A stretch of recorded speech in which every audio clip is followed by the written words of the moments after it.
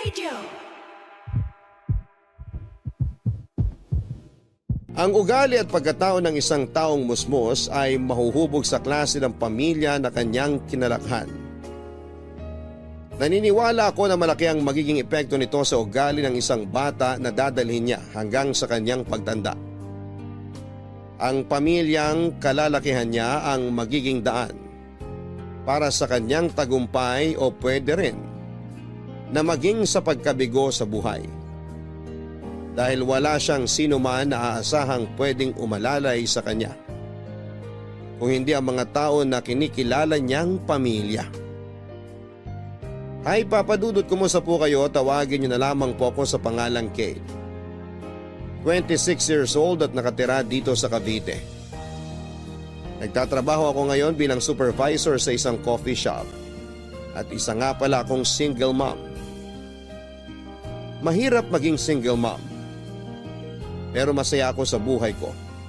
Lalo na at nakikita kong lumalaki na mabait at malambing na bata ang anak kong si Sia. Hayaan niyo palang simulan ko ang kwento ng buhay ko sa kinalakhan kong pamilya, Papa Dudut. Dalawa lang kaming magkapatid ni Ate Sharon, housewife si Mommy at nagtatrabaho sa Dubai si Daddy. Masasabi ko na nakagagaan kami sa buhay dahil maganda ang 2-story house namin. May garden kami na maraming iba't ibang halaman. Grahe na kasya ang 2 sasakyan at nakapagtapos kami ni Ate Sharon sa mga kilalang private high school sa Mandaluyong. Siyempre sa sikat na university sa lugar namin kami in-enroll ni Mommy para makapag-aral ng college noon, Papa Dudut.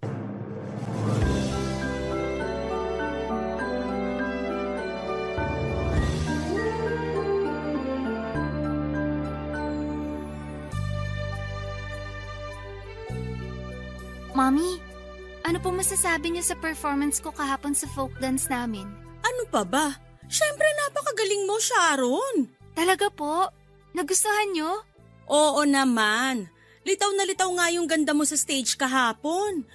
Kahit wala ka sa gitna ng mga kasama mo, ikaw pa rin ang pinakamaganda lalo na kapag natatapatan ka ng spotlight. Si Mommy talaga, inuuto pa ako. Hindi kita inuuto. At bakit ko naman gagawin yon? Totoo naman kasing maganda ka kasi nagmana ka sa akin. Sa bagay, Mommy. Sabi nga po nila, magkamukha nga raw po talaga tayo. Mommy, eto na po yung niluto kong pancake. Lagay mo na lang dyan sa lamesa. Pahingi nga ako. Eto Ate Sharon, medyo mainit pa kaya dahan-dahan lang sa pagkuha dito sa plato. Ikaw po, Mommy, gusto niyo po lagyan ko po kayo sa plato niyo? Hindi naman ako ang nagpaluto niyan, di ba? Kaya wag mo akong inaalok kasi alam mo namang kape lang lagi ang almusal ko. Sige po. Bakit matabang tong pancake? Hindi mo ba ito nilagyan ng gatas? Nilagyan ko pero non-fat milk ang ginamit ko. Bakit naman yun ang nilagay mo? Matabang yun. Sabi mo kasi nung nakaraang araw nagda-diet ka para magkasya sa iyo yung outfit para sa sayaw niyo sa susunod na buwan. Yung full cream milk kasi masyadong mataas ang calories kaya naisip ko na… Diba? This is administration ng course mo. Oo. Bakit nag-feeling nutritionist ka dyan? Lagyan mo na nga lang ng asukal to na magkalasa. Pasensya na ate. Sharon, pagkatapos mo kumain, maligo ka na at magbihis, ha? Saan po tayo pupunta? Ibibili kita ng bagong sapatos para sa dance rehearsal nyo. Napansin ko kasi na malapit nang masira yung sapatos mo eh. Manonood na rin tayo ng sine. Yay! Sige po, Mommy! Kasama rin po ba ako, Mami? Bakit? Tumaas ba ang grades mo? Hindi po. Anong usapan natin dati? Papayagan kitang sumali sa teatro-teatro na yan basta hindi mo papabayaan ang grades mo. Pero anong ginawa mo? Nagpabaya ka? Hindi ko naman po pinapabayaan ang pag-aaral ko. Hindi raw, pero bumaba ang grades. Dito ka na lang sa bahay at mag-aral ka na lang. Tama si Sharon. Dito ka na lang sa bahay at tutukan mo yung pagre-review mo para sa midterm exams nyo. Para naman makabawi ka sa mga pinakita mong mababang grades sa akin. Sige po, Mami. Oo nga pala, pakilinis na rin ang kwarto ko pagkatapos mo mag-review ha. Palitan mo na rin yung bedsheet doon kasi nadudumihan na ako. Hoy Kate! Kinakausap ka ng kapatid mo. Bakit ba hindi ka sumasagot dyan? Masama ba ang loob mo na hindi kita isasama sa mall mamaya? Hindi po. Ayos lang po sa akin. Kasi alam ko naman po na kailangan ko rin talagang mag-aral. Ako nang bahalang maglinis ng kwarto mo, Ate Sharon. Papalitan ko na rin yung mga pillowcase kasabay ng pagpapalit ko ng bedsheet mo.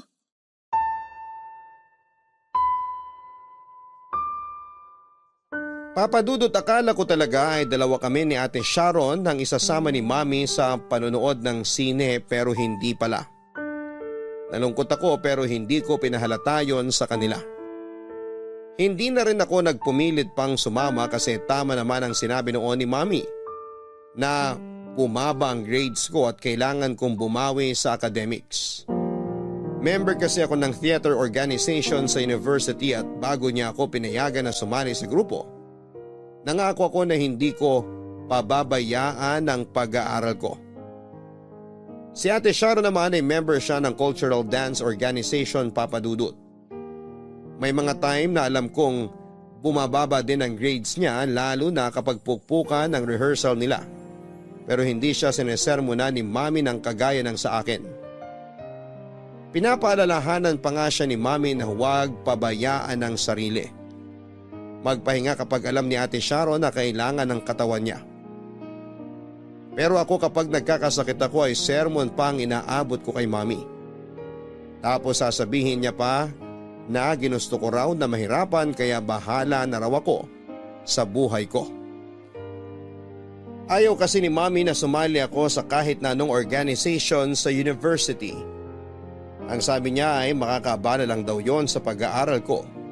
Pero naging mapilit ako, Papa Dudut.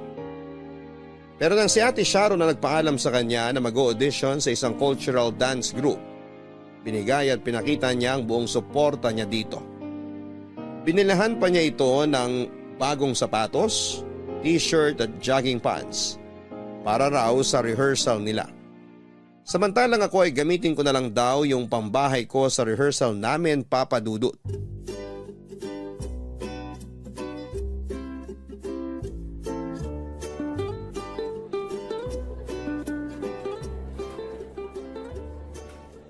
Nood po kayo ng stage play namin. Mura lang po ang ticket. Bago po ang stage play namin mamaya, hindi nyo pa po napapanood kaya bili na po kayo ng ticket namin.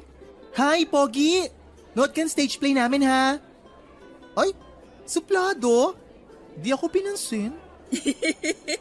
Ikaw naman kasi, puro lalaking tinatawag mo na estudyante. Magtawag ka rin naman ng mga babae. Aba, syempre. Bibida mamaya ang beauty ko sa stage kaya gusto ko maraming boylet ang manood. Sira, mamaya magtaka si na direk kung bakit walang masyadong nanunood kasi namimili ka ng tatawagin para bumili ng ticket. Wait ka lang, maraming manonood mamaya, believe me. Paano mo naman nasabi? Hindi ko lang basta nasabi, alam ko. Kasi kinuntsaba ko na yung mga kaklase ko sa isang subject namin. Ako ang magiging representative nila sa Mr. University basta manonood silang lahat ng stage play natin. Teka, ikaw? Lalaban ng Mr. University? Seryoso ba yan? Oo, seryosong seryoso na. Eh wala kasi akong choice, 3 lang kaming lalaki sa klase namin. Yung 2 mas mahaba pa ang buhok sa akin, tapos mas babae pa sa akin magsalita. Kaya mas lalong wala silang pag-asa manalo. Parang sinabi mo na may pag-asa kang manalo ah. Aba teka, gusto mo yata subukan pagkalalaki ko eh. Ew! Wilbert! Tumigil ka nga dyan. Kadiri ka. Ayoko rin naman kasi talagang sumali, wala lang akong choice. Kasi nga ayaw akong tigilan ng mga kaklase kong babae. Kaya yun ang naisip ko, sasali ako basta manonood sila ng stage play natin. Tapos, In fairness ha, galing mo dyan sa naisip mo, Wilbert. Ay, ang init naman dito sa pwesto natin. kaya nga ay ang init. Nakailang lagay na ako ng sunblock sa balat ko pero pakiramdam ko, wala na masyadong epekto. Kasi tirik na tirik ang araw oh. Uy, Kate! Ate Sharon? Bakit? Ikaw na nga mag-uwi nitong sapatos at uniform ko. Isama mo na rin to mga libro at notebook ko. Sige, Huwag mong gugustutin yung mga libro kasi hiniram ko lang yan. ako nang bahala dito. Ilalagay ko sa paper bag mamaya. Okay, sige. Yun lang, bye! Okay, sige, yun lang, bye. Uy, baka marinig ka ni Ate Sharon. Eh ano naman? Ang arte-arte kaya ng ate mo na yun? Hindi naman. Ganun lang talaga yun magsalita. Baka sa'yo lang. Kasi nakita ko naman siya kung paano makipag-usap sa mga kaibigan niya. Napaka-pa-sweet.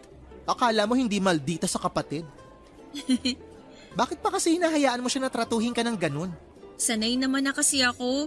Ayun, kaya nasanay rin siyang taray-tarayan ka kasi hinahayaan mo. Wilbert, ate ko yun. Kilala ko siya at alam ko na ganun lang talaga siya magsalita. Pero mabait naman yun, lalo na kapag magkasama kami sa bahay. Weh, naniwala ako sa'yo.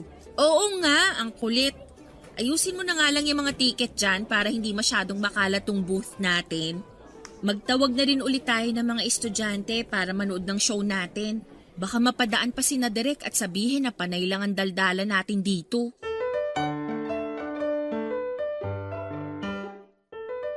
Papadudot mula sa bahay hanggang eskwelahan. Isa lang ang paraan ng pagtrato sa akin ni Ate Sharon. Kahit pa sa harap ng mga kaibigan niya o mga kaibigan ko.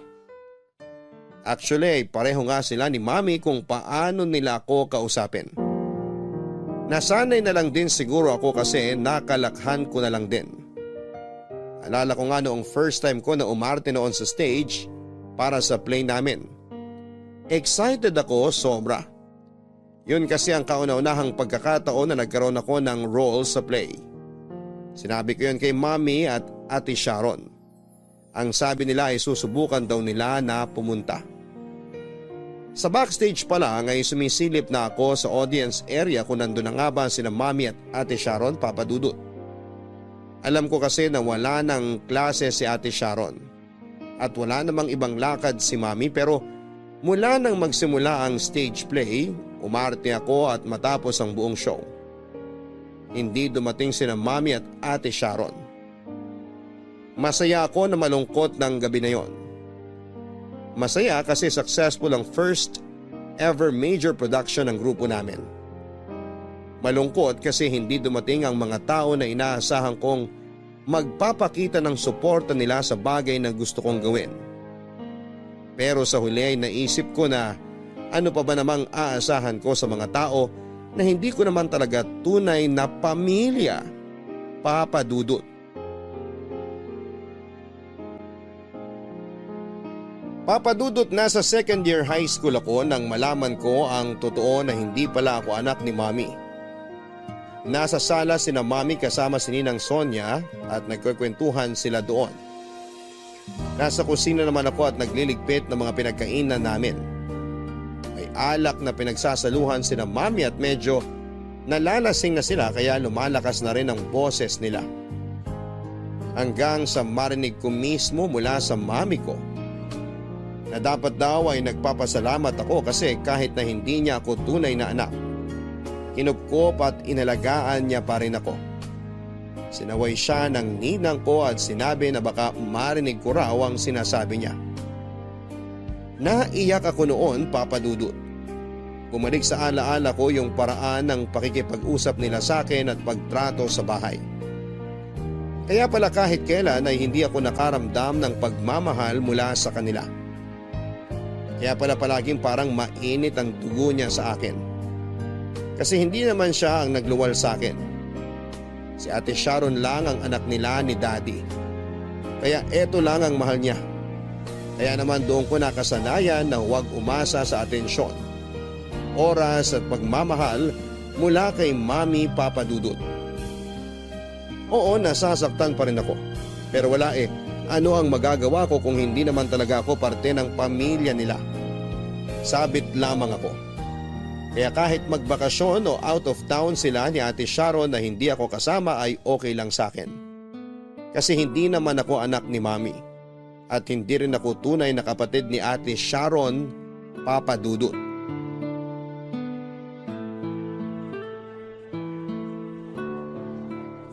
Oy, kuha lang kayo ng alak sa ref ha. Marami pa doon, tsaka meron din sa cooler, tingnan nyo. Naku, hindi kayo mauubusan. Ay, nga pala guys, bukod sa mga pulutan natin sa kusina, umorder pa ako ng extra. Ha? Enjoy lang kayo. Balik ako ha, wait lang.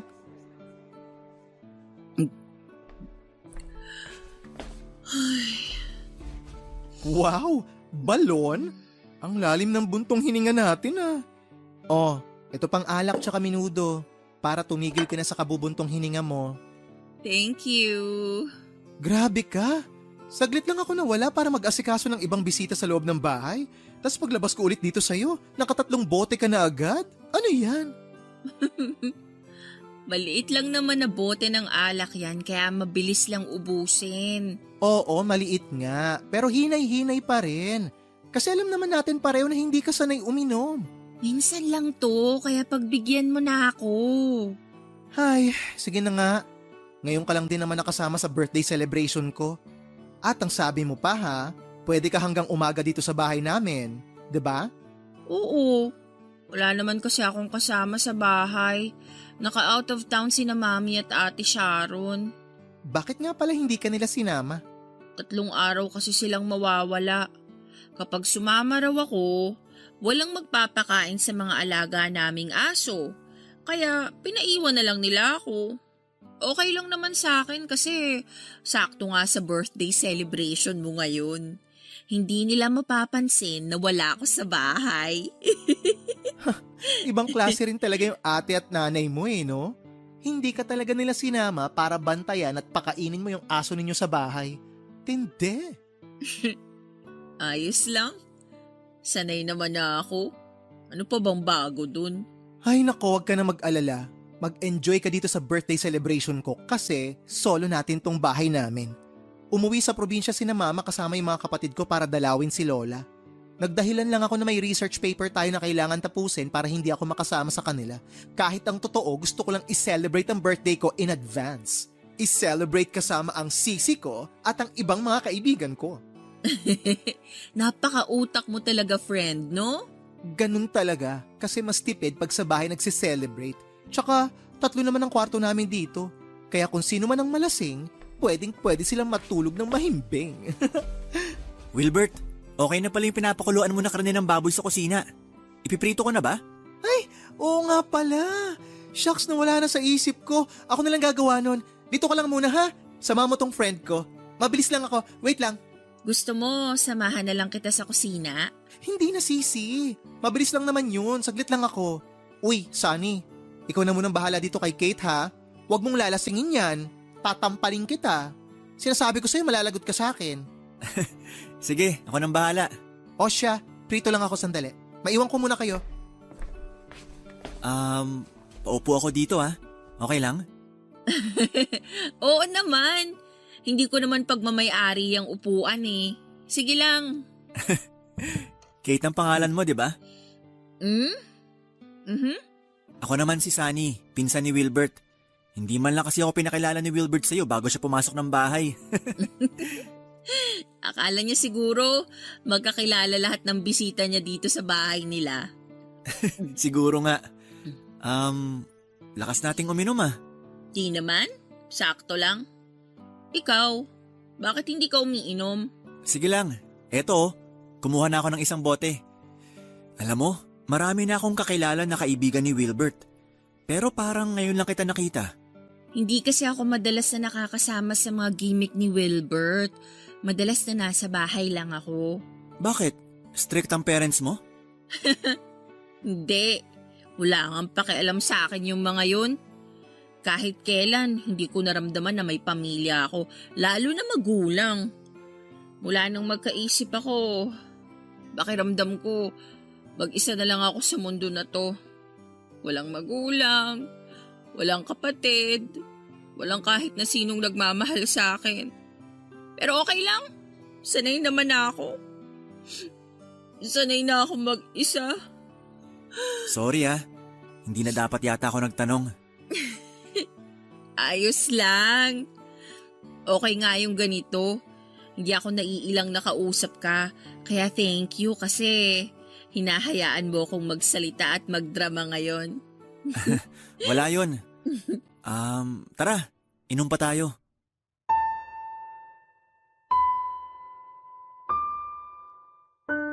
Papadudot pagkatapos ng araw na narinig ko mula sa pagkwekwentuhan ni na Mami at Ninang Sonia ang tungkol sa pagiging ampon ko.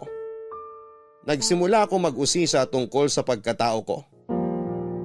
Si Ninang Sonia ang nilapitan at kinausap ko tungkol doon. Nung unay ayaw pa niyang magkwento sa akin dahil hindi raw siya ang tamang tao para magsabi sa akin ang totoo. Pero nang maiyak na ako habang nakikiusap sa kanya ay sinabi na niya sa akin noon ang nalalaman niya. Meron daw kasambahay sina Mami noon na nabuntis ng lalaking hindi na nila nakilala, Papa Dudut. At nang makapanganak ang kasambahay ni na Mami, bigla na lang daw itong umalis ng bahay at iniwanan ako. Ayaw daw talaga ni Mami na alagaan o ampunin ako pero mabait daw si Daddy at naawa ito sa akin. Kaya naman ginawa nilang legal ang pag-ampun sa akin kasi hindi na rin nila mahanap pa ang nanay ko o kahit pa ang mga kamag-anak nito. Mas lalo akong naiyak dahil mas naramdaman ko na hindi talaga ako parte ng pamilya namin. Nasabi ko tuloy na sana nung una pa lang, pinalaglag na lang ako ng nanay ko para hindi na ako nahirapan pa sa mundong ito. Pero wala naman akong magagawa kung hindi ang tanggapin ang naging kapalaran ko. Pilit ko na lamang na pinagsisiksikan ang sarili ko sa pamilya namin, Papa Dudut. Nagpanggap ako na hindi ko pa alam ang totoo. Umaasa na balang araw, mamahalin din nila ako ng totoo.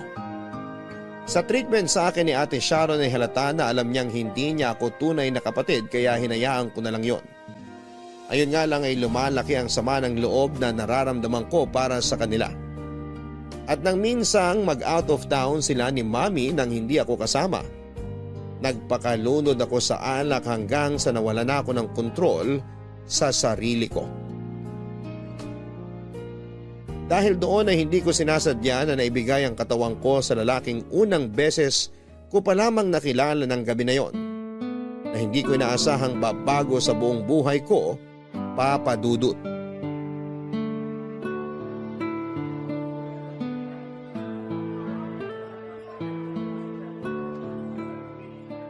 Kate, sorry, nalate ako. Okay lang. Medyo kadarating ko lang naman din dito sa coffee shop. Oh, para sa'yo. Ano to? Maha Blanca. Dinala yan ni Sunny sa bahay kagabi, tapos abot ko raw sa'yo. Naku, espesyal yan. Siya raw mismo ang gumawa niyan. Pakisabi, salamat. Bakit hindi na lang ikaw ang magsabi sa kanya niyan? Ikaw mismo magpasalamat. Ha? Bakit hindi mo siya i-text o kaya tawagan para ikaw mismo magpasalamat sa kanya? Kate, alam ko naman na meron ka ng cellphone number ng pinsan ko. Kinuha niya sa akin dati yung number mo, tapos ang sabi niya, tinetext ka niya pero hindi ka naman daw nagre-reply sa kanya. Bakit kasi binigay mo sa kanya yung number ko? Ang kulit kasi. Ayaw niya akong tigilan. Sorry na, Sisi. Okay lang kasi wala rin naman akong balak na replyan pa siya. Bakit naman wala kang balak na replyan siya? Ayaw mo ba si Sunny? Cute naman siya. Mabait, masipag, tapos matulungin pa sa pamilya.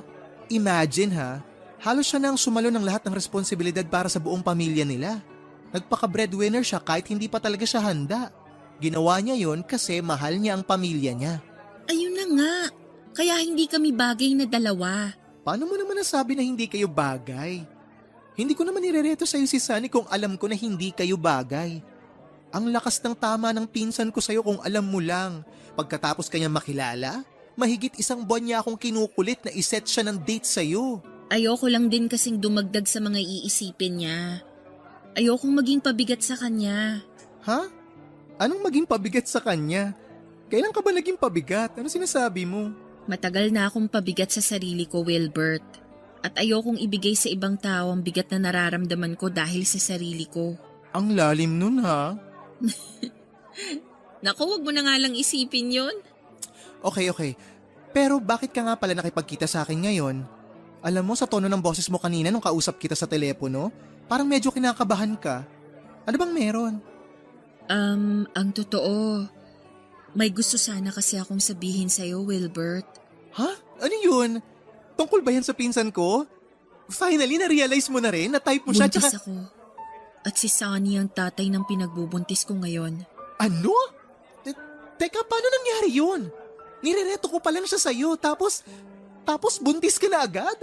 Sigurado ako na hindi niya pa nasasabi sa'yo pero may nangyari sa aming dalawa nung gabi ng birthday celebration mo last month.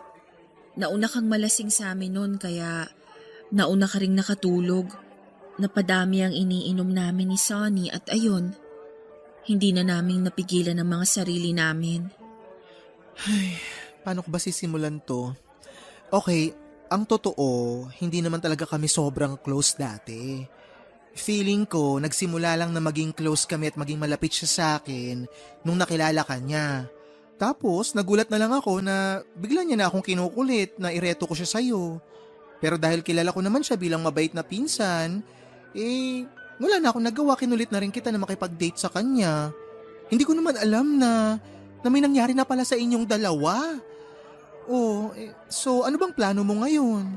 Hindi ko alam pero ayoko sanang malaman niyang tungkol dito eh. Ha? Hindi naman pwedeng hindi niya malaman yan. Anak niya yung pinagbubuntis mo. Wilbert, please. Sinabi ko sa'yo to kasi malaki ang tiwala ko sa'yo. Ayoko malaman to ni Sunny. Ayokong dumagdag sa mga problema niya sa buhay. Ano nga ang plano mo ngayon? Sa totoo lang, hindi ko alam. Basta ang gusto ko lang, maitago to lahat sa pinsan mo. Ayokong malaman niya na magkakaroon kami ng anak.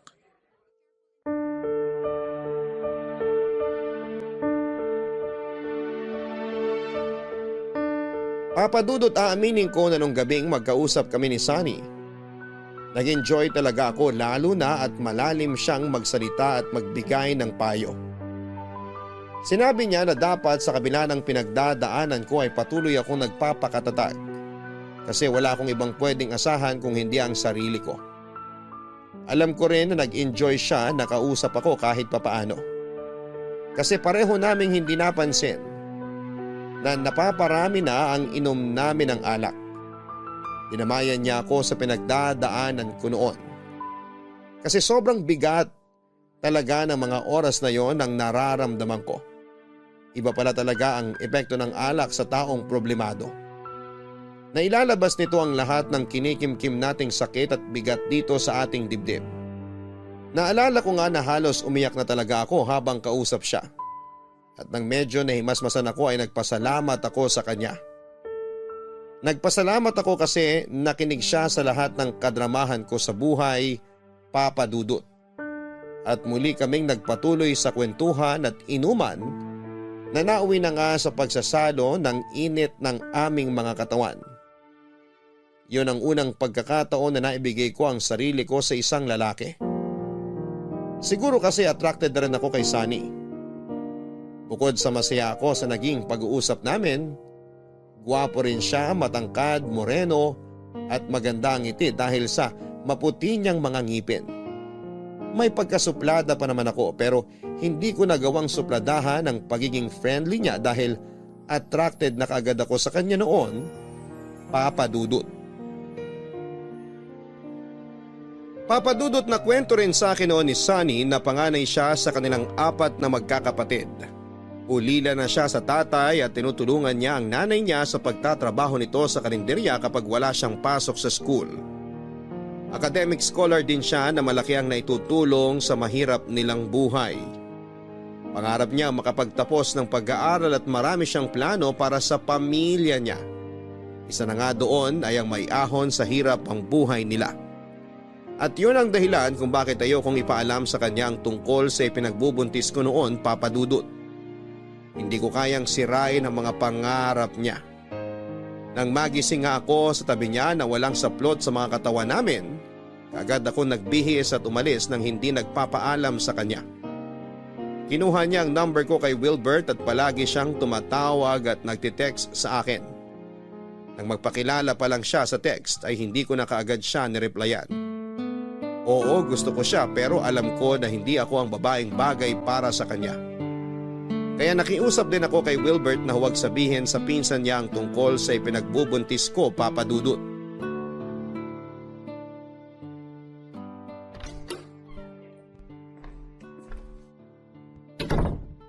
San ka galing? May pinuntahan lang ako. Anong oras na hindi ka pa nakakapagsaing? Pasensya na Ate Sharon. Sige, pupunta na ako sa kusina. Sandali lang, kinakausap pa kita. Kanino ka ba talaga nakipagkita? Sa boyfriend mo? Hindi. Kay Wilbert lang ako nakipagkita. Yung kasama ko sa theater group. Dun ka ba talaga sa kaibigan mong bakla nakipagkita o sa boyfriend mo? Wala talaga akong boyfriend, Ate Sharon. Sinungaling? Teka nga, ano ba kasing problema mo? Bakit ang init ng ulo mo sa akin ngayon? Kasi napakasinungaling mo. Bakit naman ako magsisinungaling sa'yo? Ano bang dapat kong itago ha? Wala naman ate. Kaya pwede ba tigilan mo na ako? Ano ba nangyayari dito? Kate, bakit mo sinisigawan ang ate mo? Si ate po kasi, ang init ng ulo sa akin. Na-late lang naman po ako ng konti ng uwi eh. Mommy, buntis si Kate. Ate! Anong sabi mo? Buntis si Kate? Opo. May nakita akong 2 pregnancy test kit sa kwarto niya at parehong positive ang resulta. Tapos tinatanong ko siya kanina kung nakipagkita siya sa boyfriend niya. Pero ang sabi niya wala daw siyang boyfriend. Paano naman siya mabubuntis kung wala siyang boyfriend? Napakasinungaling. Ate! Hayaan mo muna kasi ako magpaliwanag. Kate, totoo ba ang sinasabi ni Sharon? Buntis ka nga ba talaga? Mami! Sagutin mo ang tanong ko! Buntis ka ba, Kate? Opo. Opo, Mami. Sorry po. Napakalandi mo, Kate! Hindi mo man lang inisip ang perang ginagastos mo para sa'yo! Tapos sasabihin pa niya na wala siyang boyfriend? Sinungaling na, malandi pa. Alam mo ba kung magkano ang nagastos namin sa'yo, ha? Kaya mo bang bayaran lahat ng yon? Tapos magpapabuntis ka lang ng maaga? Siguro isa sa mga kateatro mo yung nakabuntis sa'yo, no? Palibhasa, grupo kayo na malalandi. Hindi totoo yan. Mababait ang mga kateatro ko. Huwag mo silang idamay dito. Mababait? Kaya pala nabuntis ka ng isa sa mga yon. Tama na, Ate Sharon. Huwag mo nga silang idamay dito kasi wala silang kinalaman. At huwag mong sisigawan ng anak ko kasi wala kang karapatan, Kate! Sampid ka lang sa bahay na to, kaya matuto kang lumugar, Kate. Oo, alam ko. Matagal ko nang alam na sampid lang ako sa bahay na to. Sa bahay nyo. At hindi mo na kailangang ipabuka sa akin yan, Ate Sharon. Dahil kahit hindi mo sabihin, ramdam ko na basura lang ang paningin niyo sa akin ni Mami. Sumusobra ka na, Kate, ha? Ang sabi ko, huwag mong sinasagot ng ganyan ng kapatid mo. Eh kung palayasin kaya kita sa bahay na to. Hindi niyo na po kailangang gawin yan, Mami. Hindi niyo na po kailangang sabihin yan. Dahil kusa ko nga alis sa bahay na to. Alam ko naman na ito yung matagal niyong gustong mangyari. Ang mawala ng sampid na ampon sa bahay na to. Kaya sige, pagbibigyan ko na kayo. Aalis na ako dito at kahit kailan, hindi na ako magpapakita sa inyo.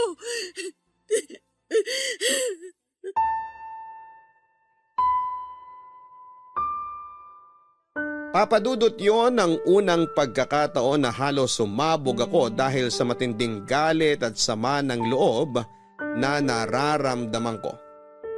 Totoo naman kasi na kahit kailan ay wala akong naramdaman ni konting pagmamahal mula sa kanila. Sana hindi na lamang talaga ako inampon ni Mami. Sana binigay na lang niya ako sa ibang tao o sa social worker. Baka sakaling sa ibang lugar o mga tao ay makatanggap pa ako ng pagmamahal. Hindi kagaya sa kanila na wala na akong ibang narinig at naramdaman, kung hindi puro panunumbat. Kung tutuusin ay hindi ko naman ginusto na mapunta sa kanila. Hindi ko ginusto na ipagsiksikan ang sarili ko sa isang pamilya na kahit kailan ay hindi naman ako matatanggap. Dahil ilang mga gamit ko ay umalis ako sa bahay ni na Mami na patuloy na umiiyak papadudot. Pero kahit papaano ay mag-aana ang pakiramdam ko dahil nailabas ko na ang bigat na nararamdaman ko sa dibdib. Yung sama ng loob na ilang taon kong tinago dito sa dibdib ko. Dahil wala akong ibang alam na pwedeng puntahan, ay nakitira muna ako kay Ninang Sonia. Matandang dalaga siya at walang ibang kasama sa bahay kaya pinatuloy niya ako pagkatapos kong sabihin sa kanya ang nangyaring gulo sa bahay.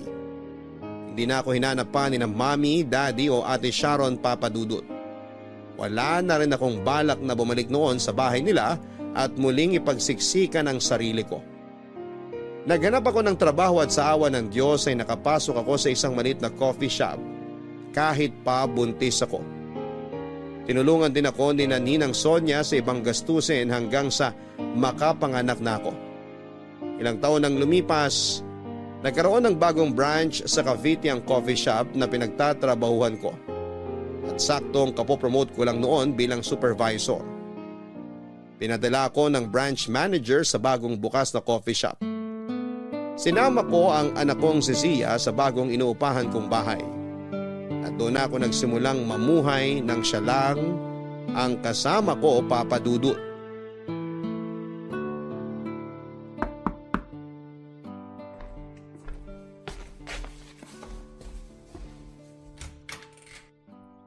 Ate Sharon?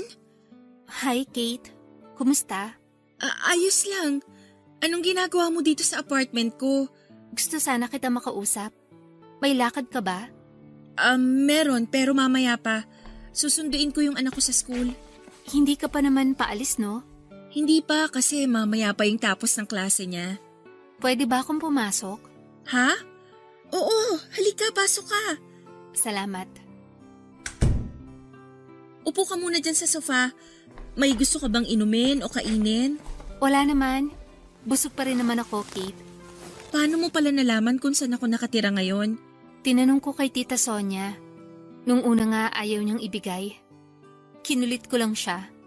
Sana okay lang. Oo naman, okay lang. Medyo nagulat lang ako na bigla kang dumating dito nang walang pasabi. Ang totoo, nahihiya ako mag-text o tumawag sa'yo.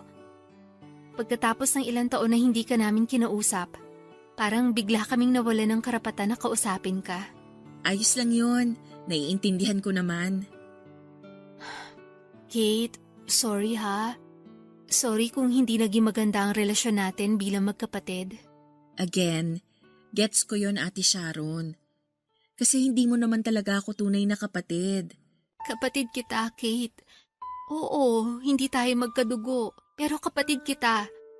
Lumaki tayo sa isang bahay bilang magkapatid. At isang malaking pagkakamali na hindi ko yun na iparamdam sa'yo. Kaya nga nandito ako ngayon kasi gusto ko sana na magkaayos tayong dalawa. Gusto ko sana na mabuo ulit tayo bilang isang totoong pamilya. Pero paano si Mommy?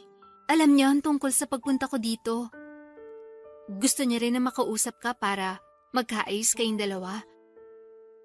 Gusto niya rin makilala yung apo niya, yung anak mo, Kate.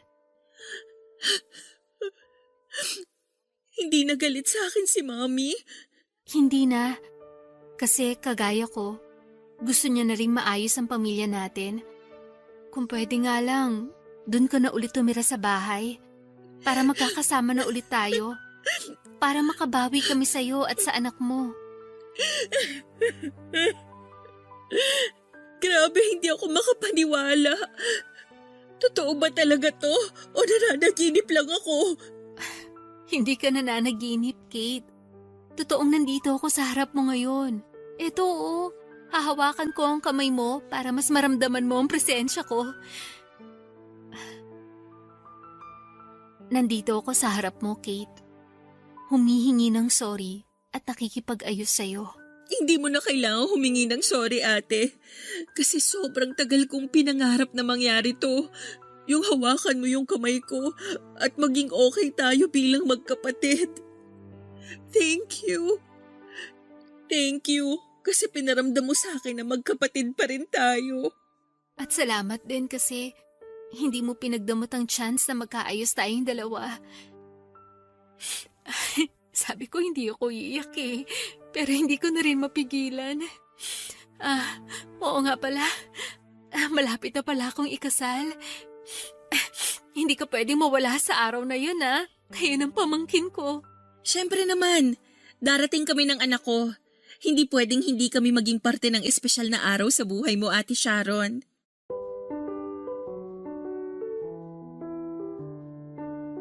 Papa Dudut, hindi ako makapaniwala nang makita ko si Ate Sharon sa apartment na tinitirhan ko. 6 na taon na kasi ang lumipas noon pero ni isang beses ay wala akong naging balita sa kanila. Ni hindi nila ako hinanap o tinawagan man lang. Mas naramdaman ko noon na wala silang pakialam sa akin. Baka nga natuwa pa sila na nawala na ako sa bahay at buhay nila. Minsan nakatanggap ako ng text mula kay Daddy, isang text lang, ng pangungumusta at nagsasabi na sana'y maayos daw ang kalagayan ko. Hindi ako nag-reply at umasa na makakatanggap ako ng tawag mula sa kanya. Gusto kong marinig ang boses ni Daddy. Gusto kong sabihin niya na umuwi na ako kina Mami at gusto kong sabihin niya sa akin na nami-miss na ako ni na Mami at Ate Sharon pero hindi yon nangyari. Hindi na siya nag-text o tumawag pa. Wala ring binanggit sa akin si Ninang na kinukumusta ako sa kanya ni na Mami. Wala siyang kahit na anong binanggit tungkol kina Mami. Siguro kasi alam niya na walang pakialam sa akin ang mga ito. Kaya tumatak sa isipan ko na dapat lang talaga na mawala na ako sa buhay nila. Para sa peace of mind naming lahat, hindi na ako aasa na magiging parte pa ako ng pamilya nila, Papa Dudut.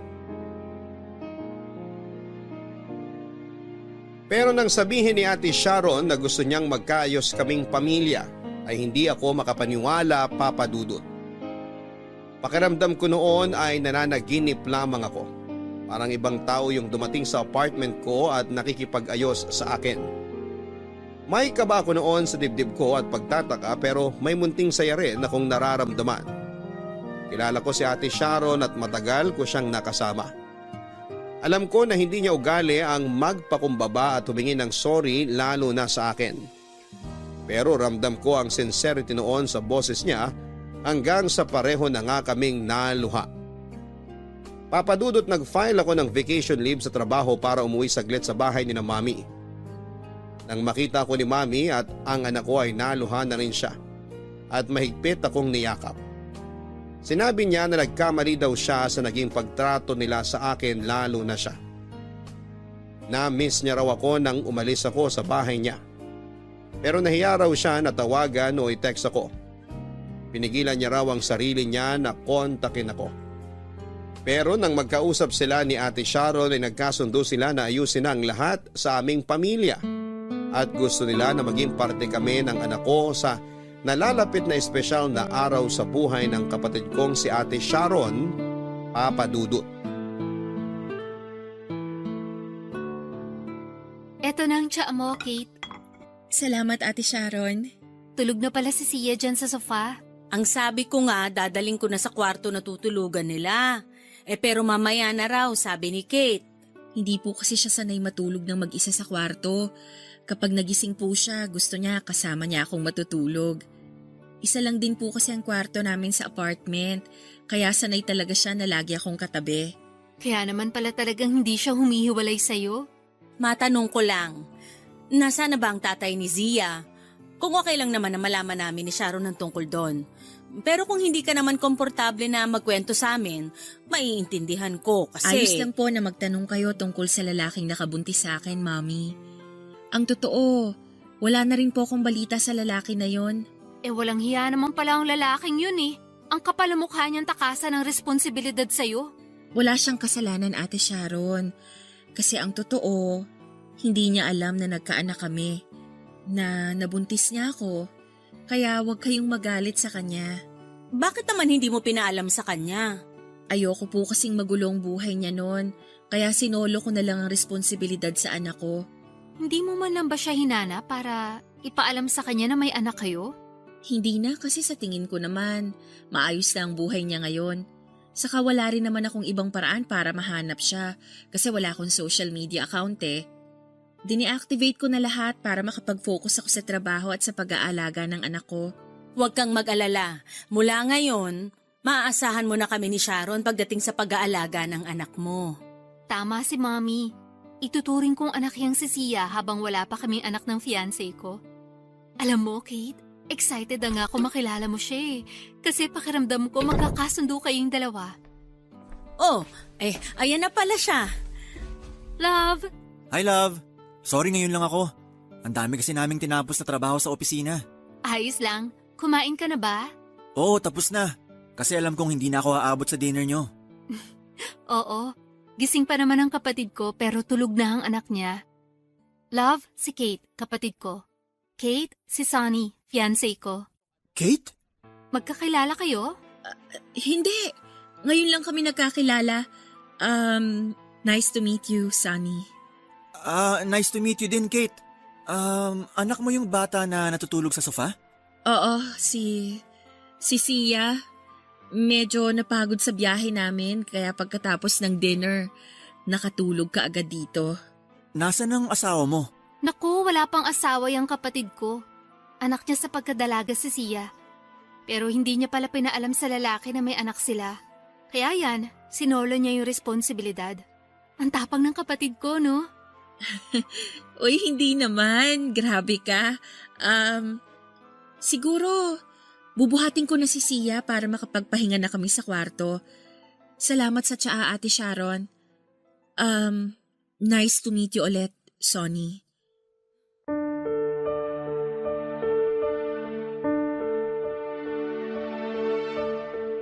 Akala ko noon ay hindi ko na makikita na masaya sina Mami at Ate Sharon habang kasama ko silang kumakain sa isang lamesa, Papa Dudut. Palagi ko kasing napapanaginipan yon at akala ko ay hanggang sa panaginip na lamang pwedeng mangyari. Yung matatanggap nila ako bilang totoong parte ng kanilang pamilya. Nung dumating nga ako doon, nakipag-video call pa sila kay Daddy para ipakita na sa wakas ay nagkaayos na rin kaming tatlo.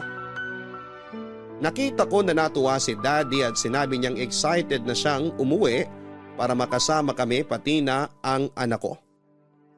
Habang aliw na aliw ang anak ko, sa pakikipaglaro kay Ate Sharon ay tinulungan ko naman sa pagluluto si Mami, Papa Dudut. Doon kami mas nakapagkwentuhan. Sinabi niya na ganun daw siguro kapag tumatanda na, mas nare-realize nila ang mga pagkakamaling nagagawa nila. 3 years ago raw kasi noon, na-diagnose siya na may cyst sa ovary. Nagamot naman daw kaagad pero munti ka nang mauwi sa cancer. Natakot din daw talaga siya noon lalo na nang marinig niyang muntik na siyang magkaroon ng cancer. Pagkatapos matanggal ng cyst sa ovary niya, sinabi sa kanya ni Ate Sharon na magpapakasal na ito kay Sunny. Doon naisip ni Mami na oras na para mas ayusin nila ang buhay nila. Kaya gusto na rin nilang maayos ang relasyon namin bilang isang pamilya. Papa Dudut, excited na si Ate Sharon noon na ipakilala sa akin ang fiancé niya. Hindi niya raw kasi ako nakukwento dito kaya sigurado raw siya na magugulat ito. Pero ako yata ang mas nagulat nang makita ko ang fiancé niya. Pinilit ko na lamang nang umiti at hindi ipahalata ang pagkagulat ko sa kanilang lahat. Pero medyo namutla din ang fiancé ni Ate Sharon na si Sunny lalo na nang mapatingin sa anak kong si Sia. Hindi na siya nagsalita noon at alam ko kung ano ang bagay na tumatakbo sa isip niya noon. Bagay na sigurado kung hindi ko nagugustuhin na marinig pa, Papa Dudut.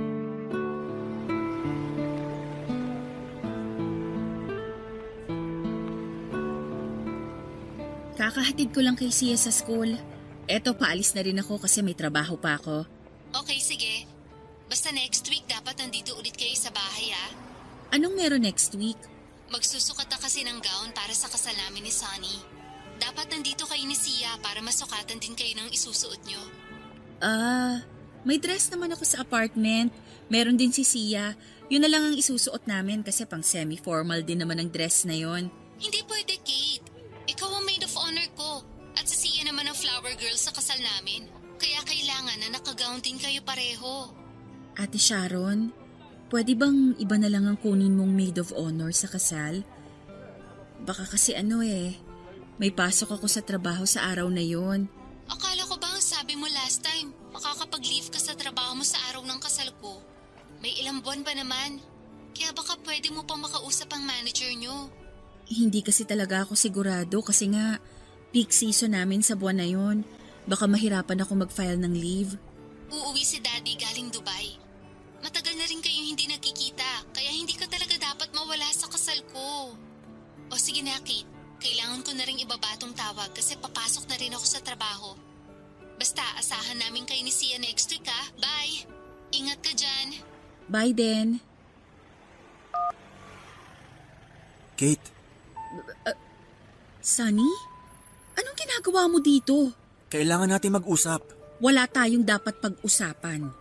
Saka teka nga, paano mo ba nalaman kung nasan ako ngayon? Pasimple kong tinanong kay Sharon kung saan nag-aaral si Sia. Nabanggit mo raw yun sa kanya kaya pumunta ako ngayon dito para magbakasakali na makita ka. Sinuwerte naman ako nang makita nga kita ngayon. Kailangan ko na ring umalis. May pasok pa ako sa trabaho. Kate, sandali. Kailangan nga nating mag-usap. Pero sinabi ko na nga na wala naman tayong dapat na pag-usapan, di ba? Meron! Yung tungkol sa anak natin na si Sia. Anak ko. Anak ko lang si Sia. Kate, alam ko na ako ang tatay niya. At paano ka naman nakakasigurado? Dahil ako ang first time mo. Akala mo lang yon, Sunny. Hindi ako lasing ng gabi na yon, Kate. Alam kong ginagawa ko at naramdaman ko na ako ang kauna-unahang lalaki na nakasiping mo sa kama. At sigurado ako na anak ko si Sia. Naramdaman ko yon nung unang beses na nakita ko pa lang siya natutulog sa sofa. Naramdaman ko yung sinasabi nila na lukso ng dugo. Kaya please, Kate, sabihin mo na sa akin ang totoo. Anak ko siya, di ba? Anak natin si Sia. Oo. Anak mo siya, Sunny. Anak natin si Sia. Tama ako. Pero, paano mo nagawa sa akin to? Bakit tinago mo siya sa akin ng ilang taon? Dahil ayokong magulong buhay mo noon. Breadwinner ka sa pamilya niyo, di ba? At kapag nalaman mo na buntis ako, mas lalo lang bibigat ang pasanin mo. Dadagdag lang ako sa problema mo. Kahit kailan hindi ka naging problema sa akin. Nung gabi na may nangyari sa ating dalawa, hindi talaga ako lasing noon. Kahit yun ang una at huling beses na nagkita at nagkasama tayo. Naramdaman ko na kaagad na gusto kita. Kaya nga nagpatulong ako sa pinsan ko na ireto niya ako sa'yo. Pero palagi ka namang umiiwas sa akin. At ngayon na nagkita na tayo ulit, hindi ko nasasayangin ang pagkakataon na to para makabawi ako sa inyo ng anak natin. Sunny, please. Kung ano man ang nasa isip mo, huwag mo nang ituloy yan. Ngayon lang kami nagkakaayos din ng Mami at Ate Sharon. Huwag mo naman sanang guluhin yun. Hindi ko naman ginugulo ang pamilya nyo. Gusto ko lang kunin ang karapatan ko sa anak ko. Gusto ko magpakatatay sa kanya na hindi ko nagawa sa loob ng ilang taon. At hindi mo pa rin pwedeng gawin hanggang ngayon. Anong ibig mong sabihin, Kate? Hindi ko ilalayo sa'yo si Sia. Pero hindi mo pwedeng sabihin sa kanya ang totoo. Walang sino man ang pwedeng makaalam na ikaw ang tatay niya. Sinasabi ko sa'yo, Sunny. Sa oras na malaman to ni na Ate Sharon, sa oras na masira uli ang samahan ng pamilya namin ang dahil sa'yo, ilalayo ko sa'yo si Sia. At kahit kailan, hindi mo na ulit kami makikita.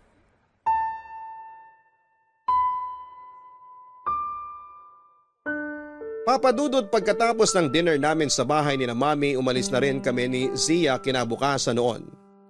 Nangako naman ako kay Ate Sharon na hindi ako mawawala sa kasal niya. Hindi ko palalampasin ang espesyal na araw sa buhay niya. At nang makauwi kami ni Zia sa apartment, naiyak at napatanong na lamang ako noon. Bakit ganon? Bakit parang napakasaklap at napakaliit ng mundo para sa amin? Bakit parang napakalupit ng panahon para sa akin? Gaano ba ako naging makasalanan para parusahan ng ganito? Bakit naiipit ako sa ganitong klase ng sitwasyon? Pero hindi ko inaasahan ang sumunod na mangyayari noon, Papa Dudut. Ang pagpunta ni Sunny para kausapin ako. Oo, mahal ko pa rin siya at hindi yun nagbabago, lalo na nang isilang ko ang anak namin. Nagkaroon na ako ng espesyal na pagtingin talaga para sa kanya. Pero hindi yun dahilan para saktan ko ang kapatid ko na si Ate Sharon.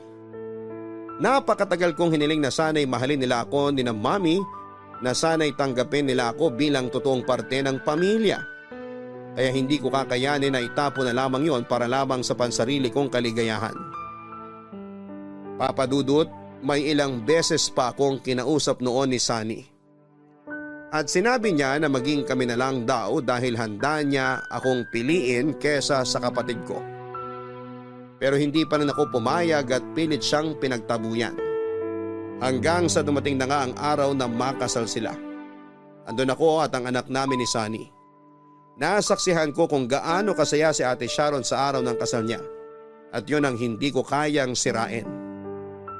Ilang taon nang nakalipas mula nang makasal sila, Papa Dudut. Hanggang ngayon, wala pa rin silang anak ni Ate Sharon kaya nga ramdam ko ang lungkot ng kapatid ko. Dahil madalas niyang kinukwento na gusto na raw ni Sunny ang magkaanak sila.